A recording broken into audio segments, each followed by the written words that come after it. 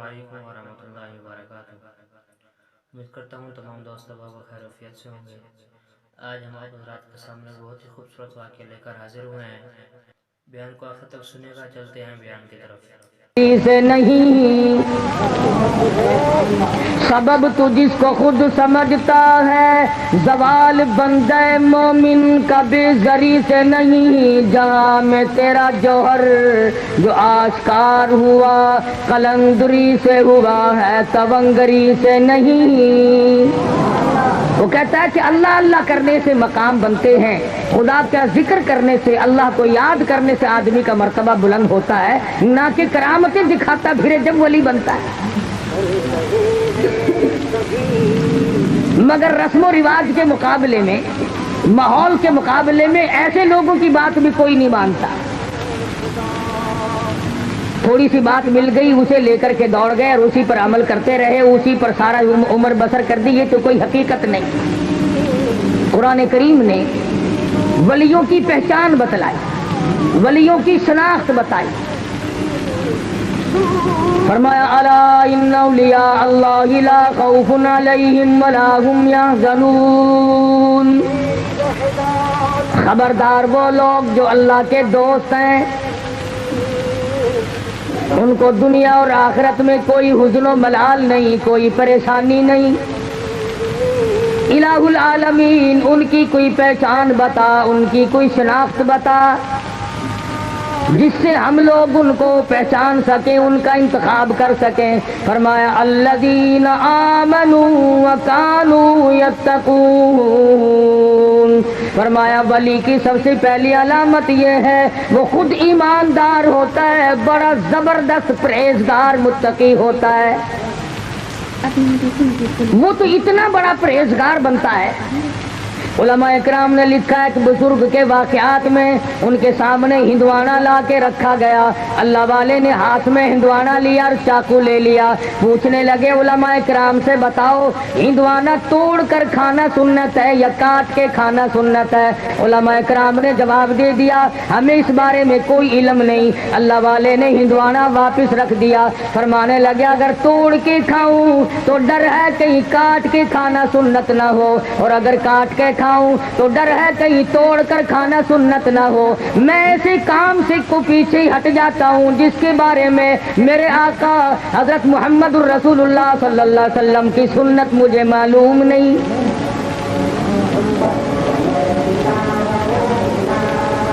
یہ جتنے بھی ولی گزرے ہیں، انہوں نے، میں قسمیہ کہتا ہوں، ایک نے بھی سنت کا ترک نہیں کیا۔ رات ہو، دن ہو، صبح ہو، شام ہو، یہ لوگ سنت پہ عمل کرتے تھے، اور سنت پہ عمل کیے بغیر ولایت ہو بھی نہیں سکتی۔ کیوں؟ سرکار مدینہ صلی اللہ علیہ وسلم کی جوتیوں کے صدقے میں تو ولایت ملتی ہے۔ وہ لوگ تو مدینے کی راہ لیتے ہیں اور اپنے آپ کو مدینے کی شریعت کے سامنے قربان کر دیتے ہیں۔ امیر ہوں، غریب ہوں، چھوٹے ہوں، بڑے ہوں، مرد ہو، عورت ہو، کوئی بھی ہو، ساری کی ساری زندگی قرآن و سنت کی روشنی میں معلومات کر کے اس کے مطابق گزارتے ہیں۔ اتنا پرہیزگار ہوتا ہے ولی مولانا مظفر حسین کاندھلی رحمت اللہ علیہ۔ دلی جانا چاہتے ہیں، کاندھلے سے اونٹ پہ سوار ہو کر سامان دکھلا دیا، یہ میرا سامان ہے، میں خود سوار ہوں گا۔ ایک آدمی آ کے کہتا ہے مولانا یہ رکا میرا دلی کاغذ کا پرزہ ایک آدمی کو پہنچانا ہے۔ مولانا فرمانے لگے بیٹھ جاؤ، اونٹ والا آئے گا، میں اس سے پوچھوں گا جتنا سامان میں نے تجھے اس کو دکھا دیا ہے اور اپنا بتا دیا ہے، اس سے زیادہ وہ ایک کاغذ کے پرزے کا وزن رکھنے کی اجازت دیتا ہے کہ نہیں؟ اگر میں نے اس کی اجازت کے بغیر اپنی جیب میں ایک رکا کاغذ کا رکھ لیا تو بے ایمانی ہوگی۔ اس کی اجازت کے بغیر ایک کاغذ کا رکا رکھنا بھی جائز نہیں، اس لیے کہ سامان اس کو دکھا چکا ہوں۔ مولانا مظفر حسین کاندھلی رحمت اللہ علیہ دلی سے واپس ہونے لگے۔ اس زمانے میں بیل گاڑیاں چلا کرتی تھی، تو حضرت بیل گاڑی میں بیٹھ گئے اور دوران گفتگو گاڑی چلانے والے سے معلوم ہوا کہ یہ گاڑی کسی رنڈی کی ہے، ایک کنجری کی ہے جس نے کرائے پہ کی گاڑی رکھی ہوئی ہے اور یہ ملازم ہے اس کا۔ تو مولانا نیچے اتر گئے، فرمانے لگے بھی ذرا پیشاب کرنا ہے۔ اس کے بعد پیدل چل دیے کہ ذرا پاؤں کھولتا ہوں۔ 10 کوس کا سفر ہو گیا۔ وہ کہتا رہا مولانا بیٹھ جاؤ، انہوں نے کہا نہیں نہیں ساتھ ساتھ چلوں گا یوں ہی۔ جب 10 کوس کا سفر ہو گیا تو وہ گاڑی والا کہنے لگا مولانا میں سمجھ گیا ہوں، جب سے میں نے بتایا ہے کہ یہ ایک رنڈی کی گاڑی ہے اس وقت سے آپ اس میں سوار نہیں ہوئے، میرا خیال ہے کہ آپ اس میں سوار ہوں گے ہی نہیں۔ مولانا نے فرمایا ہاں بات تو یہی ہے۔ کہا حضرت مجھے واپس کیوں نہیں کر دیا؟ فرمایا بیٹھا اس لیے نہیں کہ گاڑی کنجری کی ہے، اور تجھے واپس اس لیے نہیں کیا کہ معاملے کے خلاف ہو جائے گا۔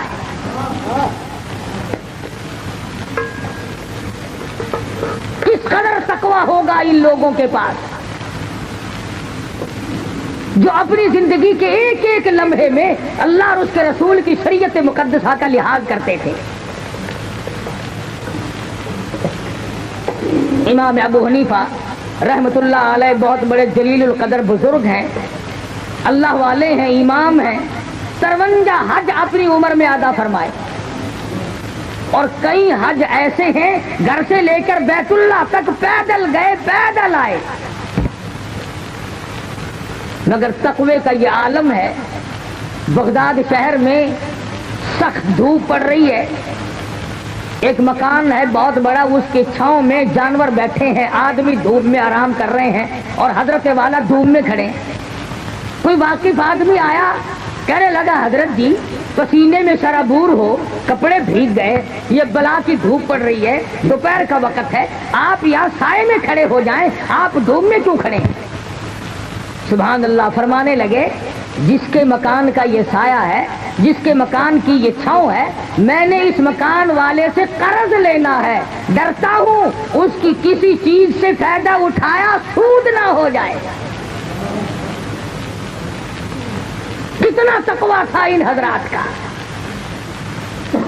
امام احمد بن حنبل رحمت اللہ علیہ بہت بڑے جلیل القدر ولی ہیں۔ خادم کو ایک اور بات میری یاد رکھنا، نفل پڑھنے سے بھی ولی نہیں بنتا، معاملات کے اندر ثابت قدمی ہو تب ولی بنتا ہے۔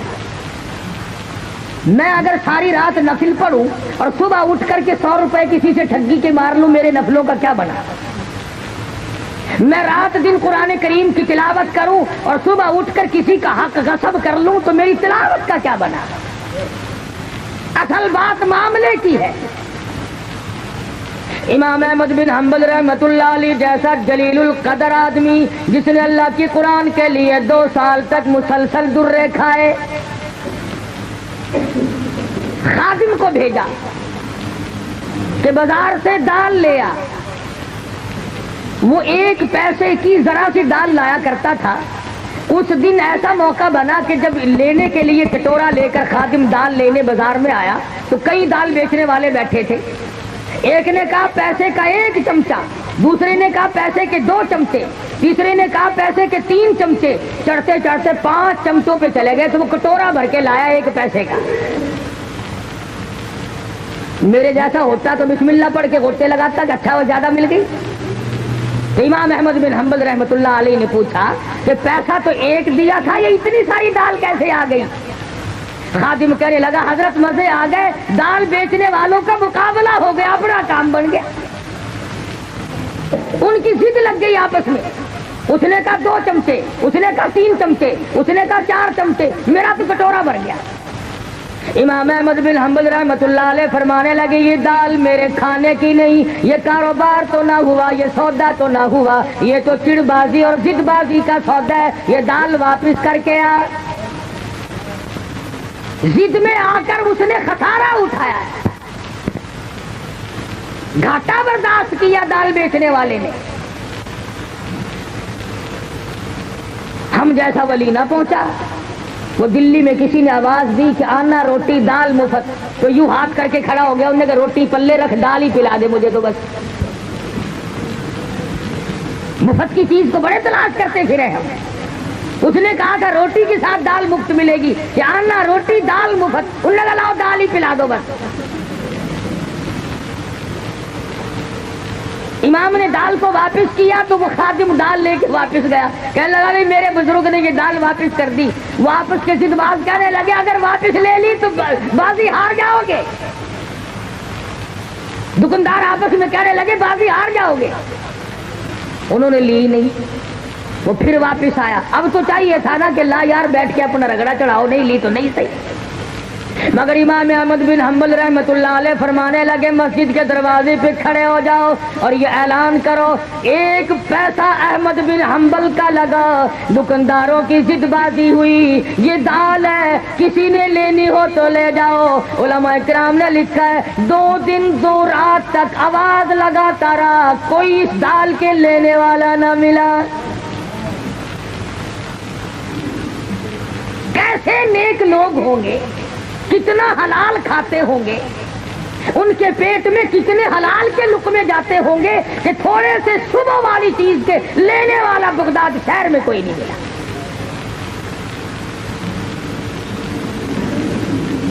इमाम अबू हनीफा रहमतुल्लाह अलैह के सामने एक आदमी आया, पूछा क्या बात है? कहने लगा जी मेरी बकरी गुम हो गई। कैसी थी बकरी? कि जी बहुत अच्छे गोश्त की, फरबार मोटी थी। इमाम अबू हनीफा रहमतुल्लाह अलैह ने मालूम किया कि बकरी की ज्यादा से ज्यादा उम्र कितनी होती है। किसी ने बतलाया माहिर ने कि 7 बरस। इमाम अबू हनीफा ने 7 बरस तक बकरी का गोश्त न खाया, इस शुबे में कि वो बकरी शायद आज कट गई हो, आज कट गई हो, आज कट गई हो। तकवा और परहेजगारी इसका नाम है। कपड़े की तिजारत किया करते थे इमाम साहब। एक थान में कोई नक्श था, मुलाजिम ने पूरी गठड़ी का सौदा कर दिया। अब वो चली गई। इमाम साहब ने पूछा कि उसमें एक थान था, उसमें नक्श था, तुमने वो बताया उसे? कहने लगा जी मैं तो भूल गया बतलाना। फरमाया कि उस गठड़ी, वो जो गठड़ी है वो तमाम से तमाम की रकम जितनी भी है, अब कैसे मुख्तस किया जाए कि ये पैसा उस घटिया थान का है और ये पैसा अच्छे थानों का है। फरमाया ऐलान करो अबू हनीफा के कपड़े की गठड़ी की कीमत है, एक थान उसमें घटिया था, उसके पैसे भी बीच में मिले हुए हैं। उलमा ने लिखा है खादिम कई शहरों में फिरा, इस गठड़ी की कीमत को अल्लाह वास्ते लेने वाला कोई न मिला। आज तो हमें सूद के पैसे ला दें आप, जज़ाकल्लाह जज़ाकल्लाह, लाओ जी लाओ जी लाओ जी लाओ जी। कौन पूछता है कि कैसे कमा के लाए? फरमाया अल्लज़ीना आमनू व कानू यत्तकून, वो लोग जो ईमानदार हैं, परहेजगार हैं, अपनी जिंदगी को परहेजगारी के तहत गुजारते हैं, खौफे खुदा उनके मलहूज़ खातिर है, सुबह को डरते हैं, शाम को डरते हैं। उनकी अलामत ये भी है वल्लज़ीना यबीतूना लिरब्बिहिम सुज्जदन व क़ियामा, वो लोग अल्लाह वाले हैं जिनकी रातें, जिनकी तमाम तरसातें अल्लाह अल्लाह करने में, ख़ुसूसन पिछली रात उनकी मुसल्ले पे गुजरती है। आज तो मामूली किस्म का आदमी अल्लाह अल्लाह करने के लिए तैयार नहीं, आज मजदूर अल्लाह अल्लाह करने के लिए तैयार नहीं, आज मामूली सा मुलाजिम खुदा को याद करने को तैयार नहीं, आज थोड़ा सा जमीन का मालिक, कुछ कारोबार करने वाला ताजिर अल्लाह को याद करने के लिए तैयार नहीं। एक वक्त ऐसा था हिंदुस्तान पर पूरी हुकूमत है, हिंदुस्तान का हुक्मरान भी है और अपने जमाने का अब्दाल भी है। आज तो 2 टके जिसके पल्ले आ गए उससे उसका गुरूर खत्म नहीं होता, उसकी अनानियत खत्म नहीं होती। अल्लाह मियाँ ने थोड़ा सा हुस्न दे दिया, कब्र में जाने तक उस हुस्न का गुरूर खत्म नहीं। अल्लाह मियाँ ने थोड़ा सा कारोबार दे दिया, उस कारोबार पर इतना घमंड है। फरमाया कुलिल्लाहु युहयीकुम सुम्मा युमीतुकुम सुम्मा यजमउकुम इला यौमिल क़ियामति ला रैब फीह। اور امیروں اور وزیروں اور سفیروں اور تاجروں اور ذمہ داروں اور پیروں اور بڑے بڑے مولویوں، میرا دربار بڑا مہنگا ہے، جب آؤ گے تو تم قل اللہ یحییکم، میں نے تمہیں زندگی دی، یہ نعمتیں میں نے عطا کی ہیں، ثم یمیتکم، میں تمہیں برباد کر دوں گا، ثم یجمعکم الی یوم القیامۃ لا ریب فیہ، پھر مجھے اپنی کبریائی کی قسم تم سب کو اپنے پاس کھڑا کر کے ایک ایک سانس کا حساب لوں گا۔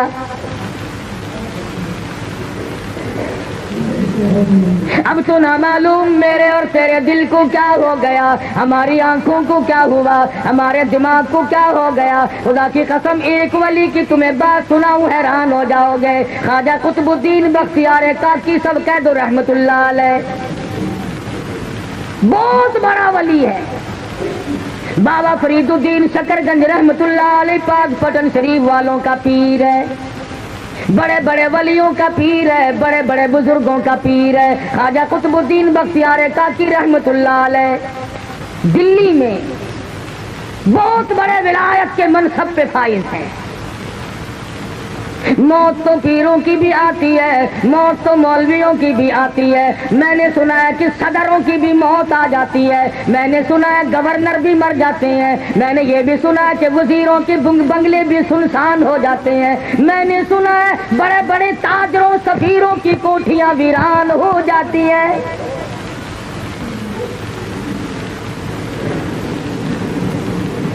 تھوڑی بہت ہی ملکیت کی تو کیا بات ہے، روئے زمین کے مالک چلے گئے، زمین اتنوں کو کھا گئی اور کبھی ڈکار نہ لی، اربوں خربوں انسان زمین میں کھپ گیا۔ خواجہ قطب الدین بختیار کاکی رحمت اللہ علیہ کا آخری وقت آیا، وصیت نامہ لکھا۔ ہمارے یہاں تو وصیت نامے اس قسم کے ہوتے ہیں، چھوٹی کوٹھی چھوٹی بیوی کی، بڑی کوٹھی بڑی بیگم کی، فلاں رقبہ فلاں لڑکے کا، فلاں کار فلاں کی، ہم تو یہی لکھیں گے نا، اور ہم نے کیا لکھنا ہے؟ اصل تو لکھنے کی نوبت ہی نہیں آتی، گول مول دھڑم کر کے بہت آتی ہے، فرصت ہی نہیں لکھنے کی۔ اور لکھے گا تو وہ جس کو موت کا یقین ہو، جس کا یہ خیال ہو کہ میری موت آئے گی۔ میرا تیرا تو یہ خیال ہے کہ ہم نے مرنا ہی نہیں، جو زمین میں چلے گئے موت ان کو الاٹ تھی، ہم کیوں مرے؟ اللہ پاک فرماتے ہیں اور تم تو کیا ہو، تم سے بڑے بڑے آئے اور جب میں نے ان کو جھٹکا دیا کیوں نہ کر سکے؟ یہ چونکہ ولی تھے، وصیت نامہ لکھ دیا، میرا جنازہ، وہ جنازہ پڑھانے کی شرطیں لکھ ماری۔ پہلی شرط یہ ہے میری نماز جنازہ وہ آدمی پڑھائے، وہ آدمی میرا جنازہ پڑھا سکتا ہے جس میں 4 شرطیں پائی جائیں۔ میرا نماز جنازہ ہر آدمی نہ پڑھائے، ہر کوئی میرے جنازے کے لیے کھڑا نہ ہو، وہ آدمی پڑھائے جس میں 4 شرطیں پائی جائیں۔ پہلی شرط یہ ہے جب سے اس نے ہوش سنبھالا میرے جنازے کے وقت تک اس کی ایک وقت کی بھی، ایک دن کی بھی، ایک نماز بھی جماعت کے بغیر نہ ہوئی ہو، ساری عمر میں کبھی تکبیر اولا فوت نہ ہوئی ہو، بیماری میں، دکھ میں، درد میں، سفر میں، حضر میں، کسی وقت میں بھی، کسی پریشانی میں بھی، کیسی تکلیف کیوں نہ ہو، ایک وقت کی بھی جماعت کی نماز اس کی ترک اور قضا نہ ہوئی ہو۔ پہلی شرط نماز جنازہ پڑھانے کی ہے۔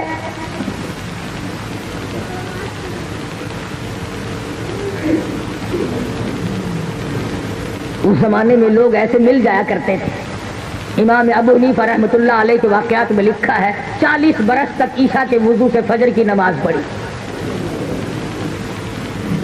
ایسے لوگ علامہ ایوب سختانی رحمت اللہ علیہ کے واقعات میں لکھا ہے کہ ساری عمر میں ایک دن ایک رکعت نکلی اور وہ بھی ماں بڑی بیمار تھی، اس کو دوا پلانے میں دیر ہو گئی۔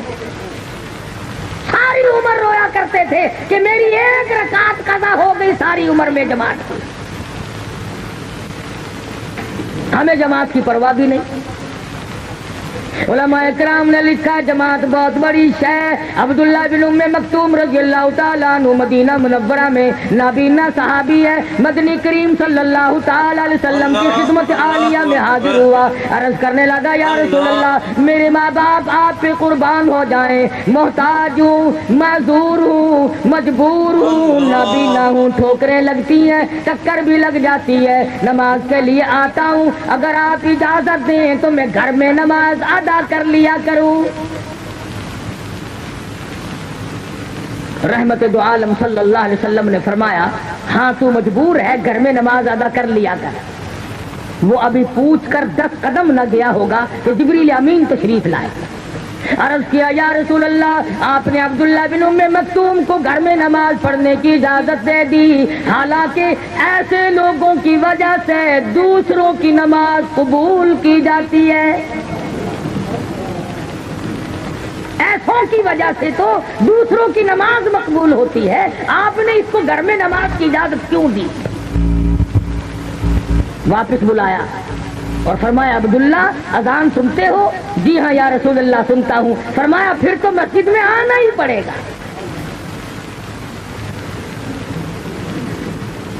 جماعت کی نماز تو کیا پڑھیں گے، ہمیں صحیح معنوں میں جمعہ پڑھنے کی بھی توفیق نہیں۔ کئی لوگ جمعے میں بھی چلاکی مارتے ہیں، خطبے میں آ جائیں گے، جماعت آخر رکعت میں آ کے رل جائیں گے اور اپنے دل میں خیال کرتا ہے کہ میں نے جمعہ پڑھ لیا، مجھے یہ معلوم نہیں کہ گھاٹا کتنا پڑا۔ علماء اکرام نے لکھا ہے خطبے کی اذان ہوتے ہی وہ فرشتے جو دروازوں پہ کھڑے ہوتے ہیں وہ اپنے کاغذات کو بند کر کے خطبہ سننے بیٹھ جاتے ہیں، جمعے کی فہرست میں تیرا نام ہی نہیں،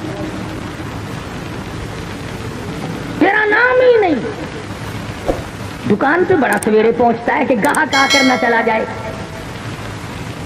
جمعے کے متعلق چھٹی کا دن ہے جی، آج تو دیکھی جائے گی، چلے جائیں گے جی، پہنچ جائیں گے جی۔ ایسی مسجد تلاش کرو جہاں فوراً جمعہ ہوتا ہو، 8 گھنٹہ مسجد میں بیٹھنا نہ پڑ جائے۔ کیا خدا دلوں کی ان چلاکیوں سے واقف نہیں؟ دیکھ رہا کہ یہ جلدی جمعہ پڑھنے کے لیے کیوں ڈھونڈتا پھرتا ہے؟ کبھی یہ بات تو تلاش نہ کی کہ چلو میں ایسی جگہ جاؤں جہاں جلدی موت آتی ہو، ایسی جگہ تو کوئی تلاش کرنے نہیں گیا۔ چلو میں تو گناہ ہی کر رہا ہوں، جتنا جیوں گا گناہ ہی کروں گا، ہم تو جلدی مرتے ہیں۔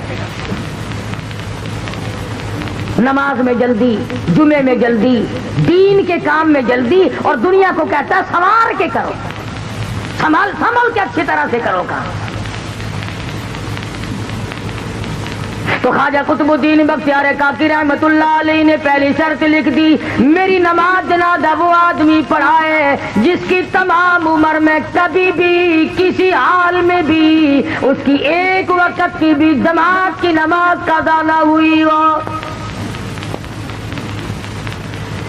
فرمایا دوسری شرط یہ ہے میری نماز جنازہ وہ آدمی پڑھائے جس کی تمام عمر میں کبھی بھی بیماری میں، سفر میں، کبھی بھی کسی حال میں بھی عصر کی سنت قضا نہ ہوئی ہو۔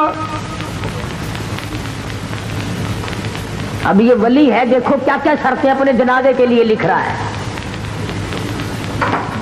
فرمایا میری نماز جنازہ وہ آدمی پڑھا سکتا ہے جس سے فرض تو کیا، واجبات تو کیا، ضروری نماز تو کیا، عصر کی سنتیں جو نفل کے درجے میں وہ بھی کبھی اس سے قضا نہ ہوئی ہو۔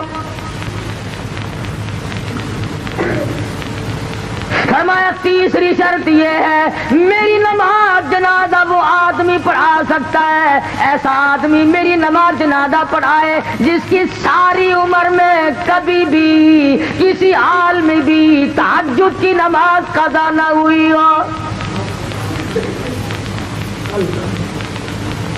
اس لیے کہ تہجد کی نماز کو خاص دخل ولایت کے ساتھ امن ہوا قانت آناء اللیل ساجدا وقائما یحذر الآخرۃ ویرجو رحمت ربی. ساری رات سجدوں میں گزار دے, اللہ کے حضور میں گزار دے. اور فرمایا تہجد والی کیوں نہ پڑھے, نبی کو حکم ہو رہا ہے یا ایھا المزمل قم اللیل الا قلیلا نصفہ او انقص منہ قلیلا. اور کالی کملی اوڑھنے والے اٹھو اور میرے سامنے کھڑے ہو کر قرآن کی تلاوت کرو. نبی کو خدا حکم دیتا ہے کہ رات کو اٹھ کر میری یاد کر. ولی ساری رات عبادت میں گزارتا ہے. ہمارے زمانے کے بعض پیر سے پوچھو نا, حضرت جی نماز نہیں پڑھ دے. آخر میں مدینے پڑھ کے آنا, میں مدینے پڑھ آیا. روٹی اتھوں رگڑدا ہے, سارے کھانے تے پینے تے پہننے تے سارا رگڑا اتھوں چاڑدا ہے تے نماز مدینے پڑھدا ہے. خواجہ قطب الدین پیر ہے, ولیوں کا ولی ہے, بہت بڑا بزرگ ہے. کہتا ہے میری نماز جنازہ وہ آدمی پڑھائے جس کی ساری عمر میں ایک دن کی بھی تہجد کی نماز قضا نہ ہوئی ہو. یہ 3 شرطیں جو تھی یہ تو تقوی کی تھی, اللہ اللہ کرنے کی تھی, نماز جماعت کی, عصر کی سنتیں, تہجد کی نماز یہ تو کرنے کی تھی. اور چوتھی شرط ان سے بھی مہنگی ہے, چوتھی شرط ان سے بھی زیادہ مہنگی اور گرم ہے اور بہت زیادہ سخت ہے. فرمایا لوگو میری نماز جنازہ وہ آدمی پڑھائے جس کی تمام عمر میں کبھی بھی کسی حال میں بھی ساری زندگی میں غیر عورت پہ اس کی کبھی نگاہ نہ پڑی ہو.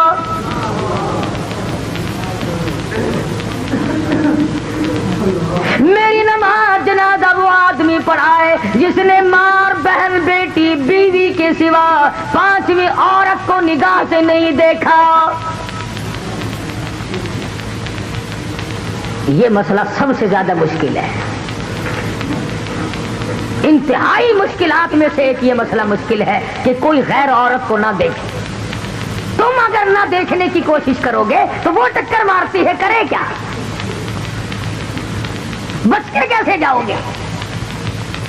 بعض بے وقوف لوگوں کو کہتے ہوئے سنا, ہمارے گھر کے تو بہت سیانے اور ہوشیار ہیں جی, اپنے بھی میرے بھی کپڑے خود ہی لے آتے ہیں, گھر کا سودا پتا بھی خود ہی لے آتی ہے.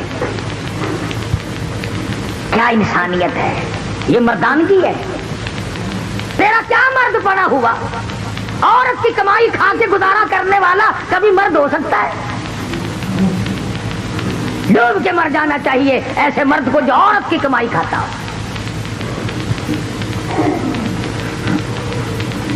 نگاہ کی حفاظت مدنی کریم صلی اللہ تعالی علیہ وسلم کے زمانے سے صحابہ کرام میں اتنی تھی. یہودی عیسائی دین کے اگرچہ دشمن تھے مگر اپنی جوان بیٹیوں کو, جوان بہنوں کو سال 2 سال کے لیے تجارت کے لیے جاتے تھے, مسلمانوں کے گھر میں چھوڑ جاتے تھے. خدا کی قسم کبھی کسی مسلمان پہ جھوٹا الزام بھی نہیں لگا. کبھی مسلمان کافروں کی بیٹیوں کی عزت کی حفاظت کیا کرتا تھا, ان کی آبرو کی حفاظت کیا کرتا تھا. آج تیری آبرو سڑکوں پہ رلتی پھرتی ہے, آج تیرا دیوالیہ نکل گیا اور احساس تک نہیں کہ ہو کیا رہا ہے. مصر کے کمانڈر نے, فاروق اعظم رضی اللہ تعالی عنہ کا زمانہ اور دور ہے, مصر کے کمانڈر نے خط لکھا فاروق اعظم کو کہ حضرت ایک بہت بڑی مشکل آ پڑی, ایک بہت بڑی پریشانی آ پڑی, اس کا علاج لکھو, میں تو بڑا پریشان ہوں. اور وہ یہ کہ میری فوج, مسلمان فوج ایک علاقے سے گزرنی ہے, اور راستہ کوئی نہیں. عیسائیوں نے سازش کی ہے, عیسائیوں نے تدبیر بنائی, مکر کیا ہے, اور وہ یہ کہ سینکڑوں لڑکیوں کو اکٹھا کیا, خوبصورت لڑکیوں کو انتخاب کر کے چھانٹ کے ان کو لایا گیا, ان کو ہار و سنگار کیا گیا, ان کو زیب تن کیا گیا, ان کو گانا بجانا اور ڈانس گانا بجانا یہ مجلس چلائی. مسلمان جب قوم فوج ادھر سے گزرے گی تو یہ لڑکیاں ناچیں گی, گاویں گی, تاکہ مسلمان کے دل میں میل آ جائے. اور مسلمانوں کافر کا بھی عقیدہ ہے کہ اگر مسلمان کے دل میں میل آ گیا تو اس کا بیڑا غرق ہو جائے گا. کافر کا یہ عقیدہ ہے, پر آج تیرا عقیدہ نہیں, تو بچتا نہیں. ہر گھر سے کنجری کی آواز آتی ہے, ہر گھر سے کنجر کی آواز آتی ہے. بہو بیٹیاں بھی, بڑے چھوٹے امیر غریب, سفید داڑھی آ گئی, موت کا پیغام منہ پہ موجود ہے. کہتا تل میرا شاہ پڑ گیا, پیری سے گردن جھک گئی, اب تو جھک ہے سرکس خدا کے سامنے. سفید بال آ جانے کے بعد بھی کنجریوں کے گیت سن کر بڑا خوش ہوتا ہے. اور جب ہماری روحوں میں گانا بجانا رچ گیا تو ہم گیت سنتے ہی مریں گے, گانے گاتے یا گانے سنتے ہی مریں گے. مصر کے کمانڈر نے فاروق اعظم کو لکھ دیا, اللہ والے میں بڑا پریشان ہوں, فوج کے لیے دوسرا راستہ کوئی نہیں. عیسائیوں نے بڑی سازش کی ہے, کہیں مسلمان قوم کا بیڑا غرق نہ ہو جائے. امیر المؤمنین خلیفۃ المسلمین سیدنا فاروق اعظم رضی اللہ تعالی عنہ نے خط کا جواب لکھا. فرمایا کوئی پریشانی کی بات نہیں, ساری فوج کو اکٹھا کر کے قرآن کریم کی ایک آیت سنا دو, ایک آیت سنا دو اللہ کے قرآن. فاروق اعظم کا یہ عقیدہ, پوری فوج کو ایک آیت کافی ہے. آج عوام اور حکام کو سارا قرآن کافی کوئی نہیں. کون سا گھر ہے جس میں اللہ کا قرآن نہیں رکھا؟ کون سی مسجد ہے جس میں خدا کا قرآن نہیں؟ کون سی بستی ہے جس میں اللہ کا قرآن نہیں؟ اور ظالمو, قرآن کریم کے اوپر گردوں کو بار جمع پڑا ہے, اپنے منہ روزانہ صاف کرتے ہو, خدا کا قرآن بھی کبھی جا رہا ہے. برتنوں کی صفائی, بستروں کی صفائی, گھر کی صفائی روزانہ کی جاتی ہے, اور خدا کے قرآن کو پورے سال ہاتھ لگانے والا کوئی. کمانڈر کو خط لکھ دیا فاروق اعظم رضی اللہ تعالیٰ عنہ نے کہ ایک آیت مسلمان فوج کو اکٹھا کر کے سنا دو. چنانچہ کمانڈر نے بگل بجایا, تمام فوجیوں کو اکٹھا کر لیا اور فرمانے لگے قل للمؤمنین یغضوا من ابصارهم ویحفظوا فروجهم ذلکم ازکی لکم ان اللہ خبیر بما یصنعون. ایک آیت اللہ کے قرآن کی کمانڈر نے سنائی ہے, اور اس کے بعد حکم دیا فوج کو کہ رخصت ہو جائے, چلیں سب. اب مسلمان سپاہی گزر رہے ہیں, ڈانس شروع ہے, گانا بجانا شروع ہے.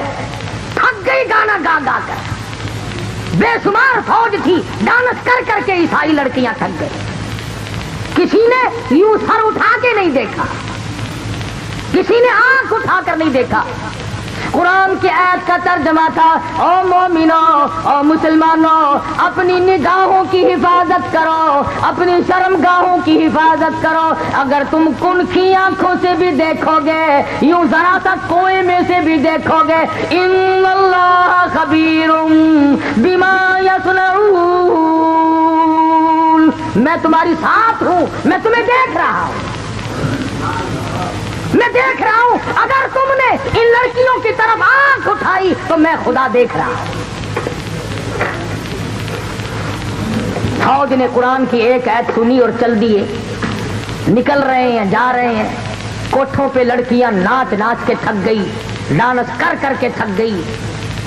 بالآخر جب تقریباً ساری فوج نکل گئی, 2-4 آدمی رہ گئے. ایک لڑکی کہنے لگی, ارے یہ حسن کا نظارہ, یہ جمال، یہ رقص و سرود، یہ گانا بجانا ہم نے پورا زور لگا دیا، کسی نے آنکھ اٹھا کر نہیں دیکھا یہ ساری فوج اندھوں کی تو نہیں، وہ سارے اندھے تو نہیں، کوئی تو دیکھو، سر تو اٹھاؤ۔ لڑکیوں کی یہ بات سن کر ایک مسلمان سپاہی چلتا چلتا یوں نظریں کر رکھی ہیں، چلتا چلتا کہنے لگا کیسے کوئی دیکھے گا، سارے کے سارے اللہ کا قرآن سن کے آئے ہیں، سارے اللہ کا قرآن سن کے آئے ہیں، کوئی نہیں دیکھے گا۔ اللہ غنی، عیسائی لڑکیاں کہنے لگی وہ کیسا قرآن ہے جو اتنے بڑے جمال کے نظارے سے روک دے، اتنے حسن سے روک دے، گانے بجانے سے روک دے، یہ طرح طرح کے ڈانس ہم نے کیے ان کو دیکھنے سے روک دے، وہ کیسا کلام ہے جس میں اتنی قوت ہے، اتنی اسپرٹ ہے، اتنی شجاعت ہے، اتنی جرأت ہے، اور جانے والا وہ قرآن ہمیں بھی سناتے جاؤ۔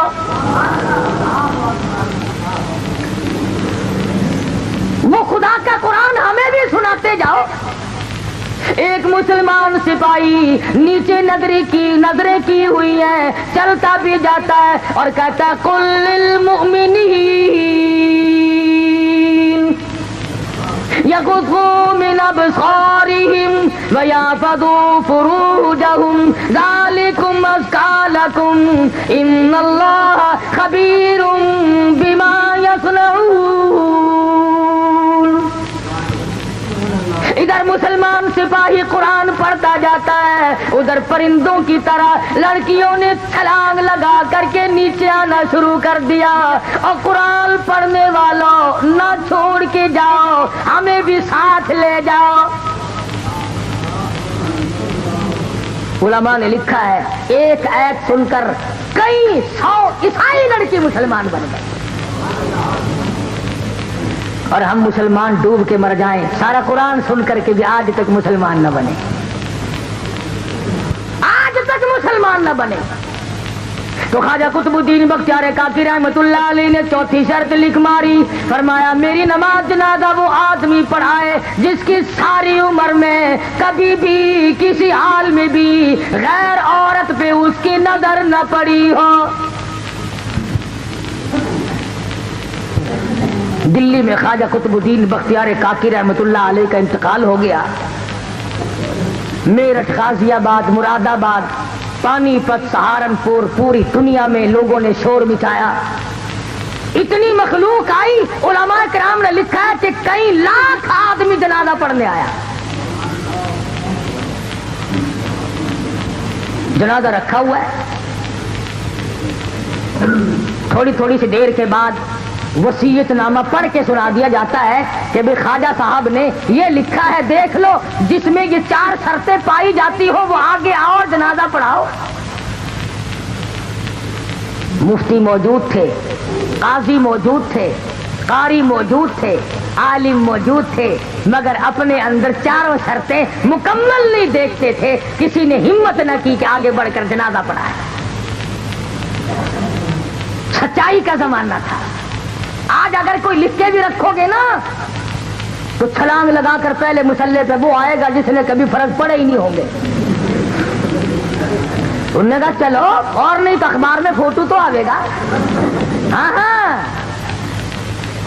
کبھی آج شام کو جا کر کے سارے سرانے لکھ کے رکھ دو، بغیر جنازے کے جانا پڑے گا، پڑھانے والا ملے گا ہی نہیں انشاءاللہ، ان شرطوں والا تجھے ملنا ہی نہیں۔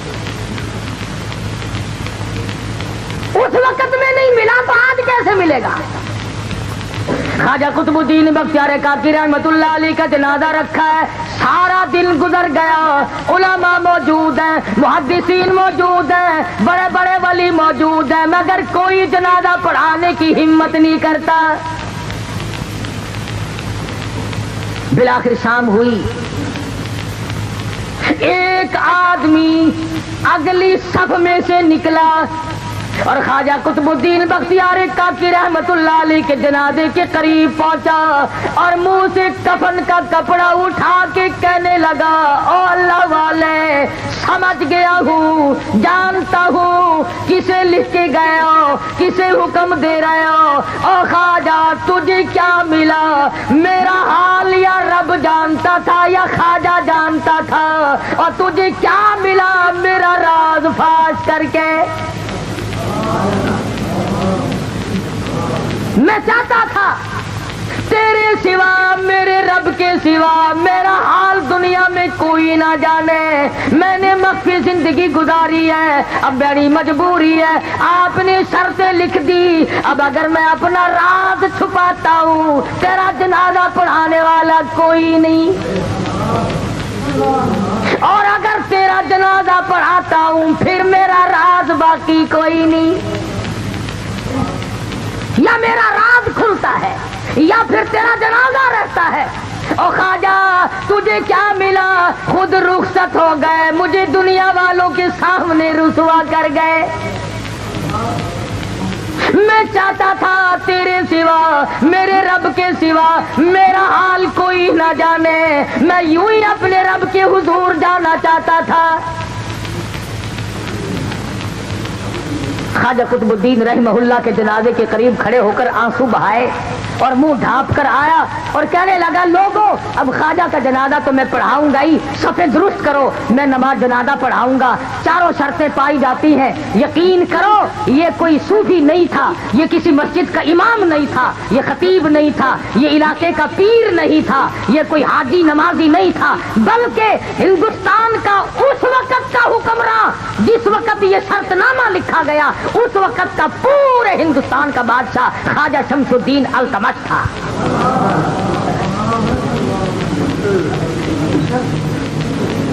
پورے ہندوستان کا حکمراں اور ساری عمر میں ایک جماعت کی نماز نہ گئی بادشاہ ہو اور تہجد کی نماز قضا نہ ہو بادشاہ ہو اور عصر کی سنتیں کبھی نہ چھوٹی ہو بادشاہ ہو اور بہن بیٹی اور بیوی اور ماں کے سوا کبھی عورت نہ دیکھی ہے مسجد میں بیٹھے ہو وضو کر کے بیٹھے ایمانداری سے ذرا کلیجے پہ ہاتھ رکھ کے سوچو جب بادشاہ ایسے ہوں گے تو پبلک کیسی ہوگی عوام کیسے ہوں گے لوگ کیسے ہوں گے حالات کیسے ہوں گے اس وقت کیسی ہوا چلتی ہوگی ارے خدا کی قسم ہر آدمی جو مرتا تھا سیدھا جنت میں جاتا تھا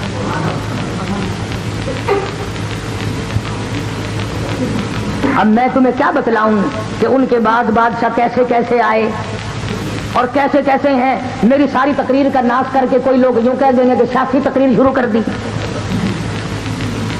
میں کہتا ہوں کوئی بھی ہو وزیر ہو صدر ہو گورنر ہو کمشنر ہو ذمہ دار ہو تاجر ہو ارے مسلمان بن کے مرنے کی کوشش کرو تمہیں ہو کیا گیا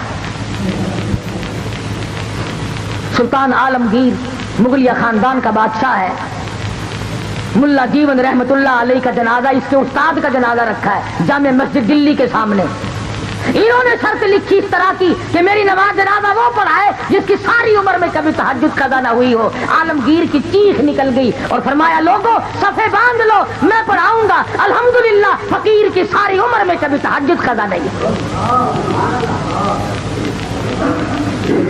ابھی تم سارے بیٹھے کہہ رہے ہوگے کہ ساری باتیں دلی کی کرتا ہے بس ملتان کی بتا دوں ہاں تم سارے ولی میں تو تم سب کو ولی مانتا ہوں حافظ جمال صاحب کا مزار ملتان میں ہے حافظ جمال رحمہ اللہ کا مزار ہے نا